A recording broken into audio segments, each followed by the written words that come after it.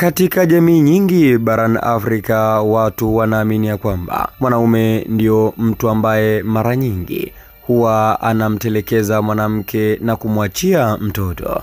Lakini imekuwa tofauti katika nchi ya Kenya. Mwanamke ametoroka na kumtelekezea mtoto mwanamume kwa ajili ya kumlea mtoto huyo. Mkasa huu upoje utakwenda kufahamu ndani ya video hii. Cha kufanya ni kubonyeza alama ya kusubscribe ili uwe mtu wa kwanza kupata video mbalimbali kutoka hapa Bongo Super Media.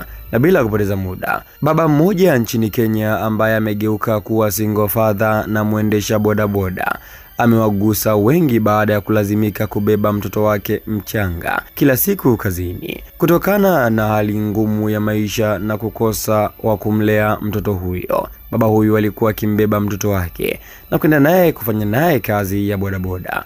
Kwa mujibu wa picha hiyo inayosambaa kwenye mitandao ya kijamii, mwanaume huyo alivunjika moyo na kuanguka kilio hadharani, akisimulia jinsi mkewe alivyomwacha bila taarifa na kumtelekezea jukumu la kulea mtoto wao bila msaada wowote. Na nukuu, "Kila siku ninapokuwa kazini lazima nimchukue mwanangu kwani sina wa kumwacha naye. Hali ni ngumu, sipati hela ya kutosha ya kumlipa mlezi," alisema kwa uchungu.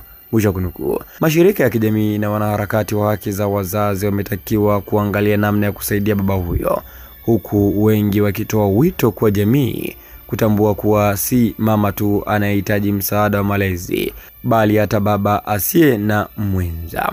Na nukuu, "Tunaomba pia jamii imarishe mtazamo wa kusaidia akina baba wanaojitahidi kulea peke yao. Huu si wakati wa kuhukumu, ni wakati wa kusaidiana," alisema mmoja kati ya wanaharakati ambao wanamtetea baba huyo.